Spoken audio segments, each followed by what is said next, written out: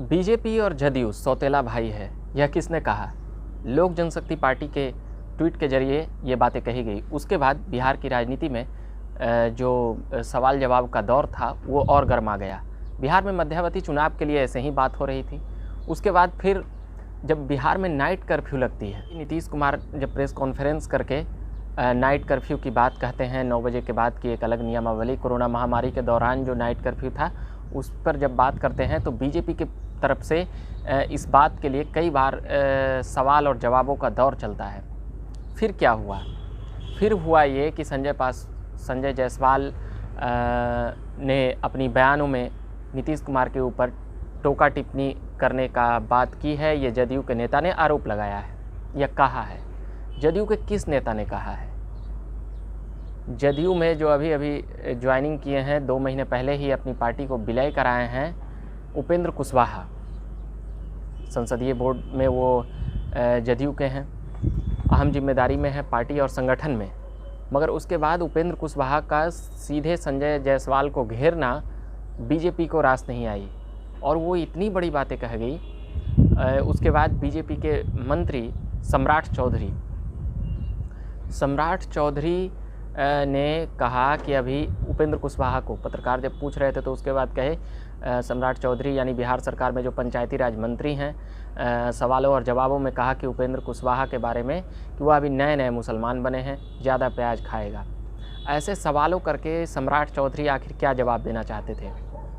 बिहार की सियासी अभी उतनी गर्माहट भरी नहीं है क्योंकि कोरोना महामारी अपने चरम पर है और कोरोना महामारी के कारण न केवल जनता बल्कि सरकार, प्रशासन, विधि व्यवस्था सब कुछ लाचार और बेबस हो रही है, चाहे वो हॉस्पिटल की बातें हो या कुछ भी हो।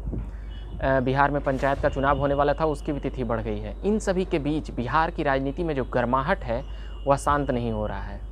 कुछ तो बातें हैं तो ही लोक जनशक्ति पार्टी भी यह दावा करती है कि जदयू और बीजेपी है वो सौतेला भाई है, यानी कि अपना भाई कौन है। तो एलजेपी यह साफ कह रही है कि अपना भाई हम हैं और चिराग पासवान यह पहले भी कह चुके हैं कि नरेंद्र मोदी के असली हनुमान हम ही हैं बिहार में। तो यह फिलहाल यह कहा जा सकता है कि बिहार एनडीए में घमासान मचा हुआ है। अब देखना यह है कि यह कब तक शांत होगा या कब शांत होगा। मगर मध्यावधि चुनाव की बातें इसलिए अब शांत हो गई क्योंकि कोरोना महामारी का दस्तक इतना तेज़ी से होली के समय के बाद बढ़ गया। अगर देश के मतलब कि भारत सरकार का अगर मंत्रिमंडल का अगर विस्तार होता है तो क्या होगा? जदयू के कोई उसमें मंत्री नहीं है। यह भी खबर है कि 2 मंत्री बनाए जा सकते हैं और चिराग पासवान पर भी विचार किया जा सकता है। तो क्या बिहार की राजनीति से चिराग पासवान को आउट करने के बाद केंद्र की राजनीति से भी दूर रख पाएंगे मुख्यमंत्री नीतीश कुमार? यह भी उनके सामने एक चुनौती है क्योंकि चिराग पासवान का यह कहा जा रहा है कि केंद्रीय नेतृत्व से उनका अच्छा बनता है, मगर बिहार में नीतीश कुमार के दबाव के कारण वह हाशिए पर चले जाते हैं और हाशिए पर चले गए हैं। तो क्या चिराग पासवान, रामविलास पासवान के गुजरने के बाद जो मंत्रालय उनकी पार्टी की तरफ से खाली हुआ है भारत सरकार में, तो क्या वो ऐसे ही मंत्रालय उन जिम्मेदारी संभालते हुए नजर आएंगे? अगर वह संभाल लिए तो कहीं ना कहीं बीजेपी जदयू के दबाव में नहीं काम कर रही है क्योंकि चिराग पासवान ने खिलाफ कैंडिडेट उतारा था नीतीश कुमार का, और अगर मंत्री बन गए तो कहीं ना कहीं नीतीश कुमार में एक खटपटाहट होगी और जदयू के नेताओं में भी कि आप हमारे दुश्मन को कैसे मंत्री बना सकते हैं। मंत्रिमंडल विस्तार पर काफ़ी कहा जा रहा है कि चिंतन मंथन हो रहा है, मगर वह इसलिए ये तमाम बातें छिप जाती है कि अभी कोरोना महामारी का दौर चल रहा है और अलग अलग समस्याओं से देश जूझ रहा है, चाहे वह देश का कोई भी कोना हो। प्रत्येक दिन 3 लाख से ज़्यादा पॉजिटिव मरीज पाए जा रहे हैं। मृत्यु दर की भी संख्याएं तेज़ हुई है। उसके बाद 18 साल से 45 साल के बीच भी टीका देने की बात है। इन सभी बातों के बीच बिहार में सियासी घमासान अपने चरम पर है। क्यों कहे सम्राट चौधरी उपेंद्र कुशवाहा को कि नए मुसलमान बने हैं, ज़्यादा प्याज खाएंगे? यह कहावत है। यह कहावत के जरिए केवल वह उपेंद्र कुशवाहा को नहीं घेर रहे हैं, वह मुख्यमंत्री नीतीश कुमार को भी घेर रहे हैं क्योंकि उपेंद्र कुशवाहा जिस प्रकार से उनका स्वागत और सम्मान हुआ है, रालोसपा का विलय किए हैं, तो कहीं ना कहीं वह नीतीश कुमार के काफ़ी करीबी हैं। उन्हें पार्टी में अहम जिम्मेदारी दी गई है। तो ये कोई इन बातों का जवाब अब जदयू कैसे देगी और कब देगी, अब देखने वाली बात यह है, क्योंकि ऐसी बातें कर देना उपेंद्र कुशवाहा के बारे में कहीं ना कहीं बिहार की राजनीति में अब एक नया कह सकते हैं कि एक नया भूचाल आने का एक संकेत है।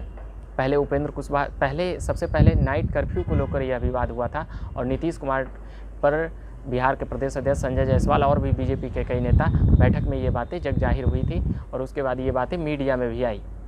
संजय जायसवाल नीतीश कुमार पर नाइट कर्फ्यू को लेकर घेरते हुए नजर आए, उसके बाद ठीक उपेंद्र कुशवाहा घेरते हुए नजर आए, अब उपेंद्र कुशवाहा को सम्राट चौधरी घेरते हुए नजर आ रहे हैं। तो हर नेता एक दूसरे के, जदयू और बीजेपी के नेता घेरने में लगे हुए हैं। तो क्या मध्यवर्ती चुनाव हो पाएगा या फिर ये कयासों का दौर ही चलता रहेगा? सबसे बड़ी बात है कि सीटों की नंबरिंग को लेकर 43 सीटें हैं जदयू की और 74 सीटें हैं बीजेपी की। यहीं पर खटपटाहट और मतभेद की बातें जग जाहिर है कि 6 महीने से सरकार चल रही है और कई बार नीतीश कुमार पर बीजेपी के नेता आरोप और प्रत्यारोप, टोका टिप्पणी पहले की अपेक्षा ज़्यादा बढ़ी है, क्योंकि अब उन्हें भी पता चल चुका है कि नीतीश कुमार अब वो नीतीश कुमार नहीं रहे या वो नीतीश कुमार नहीं है।